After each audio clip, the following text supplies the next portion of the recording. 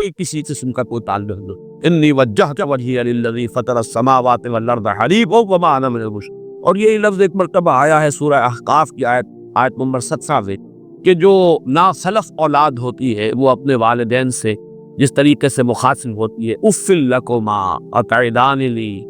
کیا آپ بھکوسنے کی باتیں کر رہے ہیں، کیا مجھے بتا رہے ہیں کہ میں جب مر جاؤں گا اور مٹی ہو کر مٹی میں مل جاؤں گا پھر مجھے اٹھا لیا جائے گا؟ تو وہاں بھی لفظ اف آیا۔ تو یہاں نوٹ کیجئے، فلا تقل لہما اف، انہیں اف تک کسی معاملے میں کہیں انہیں یہ احساس، اس کو اصل مفہوم سمجھ، ان کے احساسات مجروح نہ،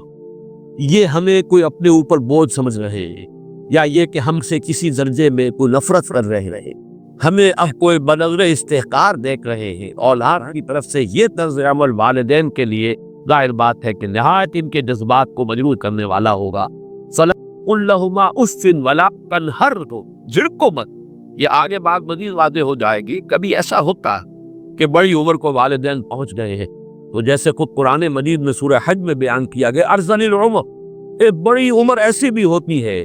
کہ وہ جس کو ارذل عمر کہا گیا ہے، اور اس میں کہ لا یعلم من بعد علم شیئا، انسان کے حافظے میں، ذہن میں، سوچ میں وہ یہ ترقی معکوس شروع ہو جاتی، بلکہ یہ کہ بچپن کسی کچھ باتیں جو ہے وہ عود کراتی ہیں، لوٹ کر آ جاتی ہیں، وہی عادتیں، وہی خواہشات۔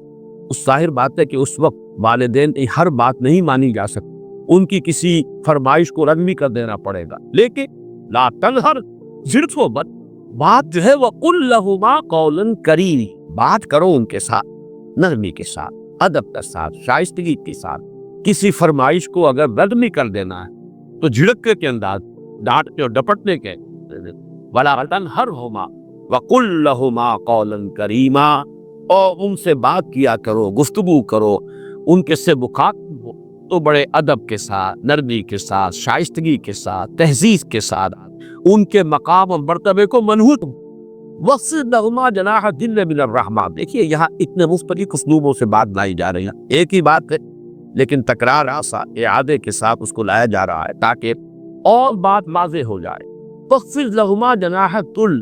اور اپنے بازوؤں کو جھکا کر رکھا کرو ان کے سامنے، جناح الذل من الرحم۔ اب ذل بھی کہتے ہیں کسی کے سامنے پست ہو جانا، کسی کے سامنے اپنے آپ کو بچھا دینا۔ پھر رحمت اور شفقت، یہ جو کیفیت ہے، جذبات، ان کے سامنے یہ رہو، تمہاری روش یہ، تمہارا انداز یہ،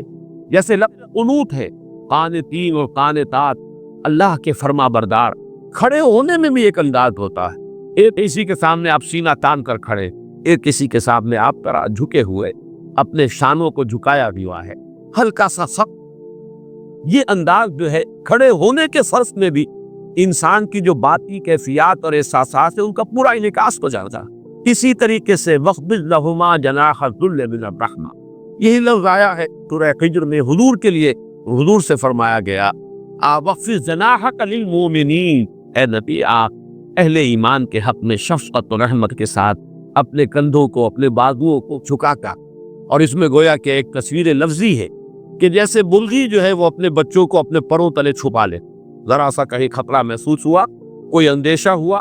تو چاہے وہ بلی کے ساتھ بلی آ رہی ہو اسے لڑنے کو تیار ہو جائے گی مرغی اپنے بچوں سے، ورنہ تو شاید بھاگے وہاں سے، لیکن بچوں کو بچانے کے لیے اپنے ان پروں کے نیچے چھپا کر اور وہ کھڑی ہوئی۔ تو یہ انداز جو وَخْفِضْ جَنَاحَكَ لِلْمُؤْمِنِينَ، اے نبی آپ بھی اپنے کندھوں کو، اپنے بازوؤں کو شفقت کے ساتھ اب اہل ایمان کے سامنے جھکا کر، وہ جب آئے تو محسوس کریں آپ نے رحمت اور رافت شفقت۔ وہ لفظ یہاں آیا ہے وَخْفِضْ لَهُمَا جَنَاحَ الذِّلِّ مِنَ الرَّحْمَةِ، یہ انداز اختیار کرو ان دونوں کے سامنے کہ اپنے بازوؤں کو، اپنے شانوں کو، اپنے کندھوں کو جھکا، من الرحمہ، نیاز مندی کے ساتھ، رحمت اور شفقت کے ساتھ آ رہا ہے۔ وَقُلْ رَبِّ ارْحَمْهُمَا كَمَا رَبَّيَانِي صَغِيرًا، اور یہ جان لو کہ تم کتنی بھی کوشش کر لو کہ والدین کا حق ادا نہیں، اللہ سے دعا، اللہ سے سناؤں، وَقُلْ رَبِّ ارْحَمْهُمْ، کہو اے رب میرے ان پر رحم فرمائیو، کما ربیانی صغیرا، جیسے کہ ان دونوں نے مجھے پالا پوسا تھا جبکہ میں چھوٹا تھا۔ یہ میں کئی مرتبہ کر چکا ہوں، یہ تربیت جو ہے باب تفعیل سے، ربا یربی تربیتاً، اس میں اختلاف ہے کہ مادہ اس کا را با با ہے یا را با واو ہے، حرف علت جو ہے آخر ہے، لیکن یہ کہ ایک رائے یہ بھی ہے کہ یہ دونوں ایک ہی مادے کی بدلی ہوئی شکلیں ہیں۔ اس بحث میں اس وقت میں تفصیل میں نہیں جانا چاہتا، مختلف مواقع پر یہ بات آ چکی ہے۔ یہاں نوٹ کر لیجیے، تربیت، پالنا پوسنا پروان چڑھانا، یہ لفظ ربیا یہ باب تفعیل ہے۔ ربا یربی تربیت، کما ربیانی صغیرا، اے رب میرے جیسے انہوں نے مجھے پالا پوسا، میری تکلیف پر تڑپتے رہے، بیمار آیا تھا جاگتے یہ رہے، اپنا پیٹ کاٹا مجھے کھلائے، اپنی آرام کی قربانی دی اور میرے لیے فکر بن بنی، لہٰذا اب ان کے احسانات کا بدلہ میں نہیں چکا سکتا، تجھ ہی سے درخواست ہے کہ تو ہی ان پر رحم کر۔ وَقُلْ رَبِّ ارْحَمْهُمَا كَمَا رَبَّيَانِي صَغِيرًا، لیکن اب آگے فرمایا رَبُّكُمْ أَعْلَمُ بِمَا فِي بُطُونِكُمْ، تمہارا رب خوب جانتا ہے جو کچھ تمہارے جیوں کو۔ ان تکونوا صالحین، اگر تم واقعتاً صالح ہوئے، فَإِنَّهُ كَانَ لِلْأَوَّابِينَ غَفُورًا، تو اللہ تعالیٰ رجوع کرنے والوں کو اسی کا جو کانٹیکسٹ ہے ان کو سمجھ لیجیے کہ جیسا کہ میں نے عرض کیا کہ بڑی عمر کو پہنچنے کے بعد بسا اوقات والدین ہیں، اگرچہ والدین، لیکن اب وہ سمجھ نہیں رہی ہے، شعور زائل ہو گیا ہے، جیسے کہ فرمایا وَمِنْكُمْ مَن يُتَوَفَّى وَمِنْكُمْ مَن يُتَوَفَّى وَمِنْكُمْ مَن يُرَدُّ إِلَىٰ أَرْذَلِ الْعُمُرِ لِكَيْ لَا يَعْلَمَ مِن بَعْدِ عِلْمٍ شَيْئًا، تم میں سے وہ بھی ہوتے ہیں جو پہلے ہی کی وفات ہو جاتی ہے،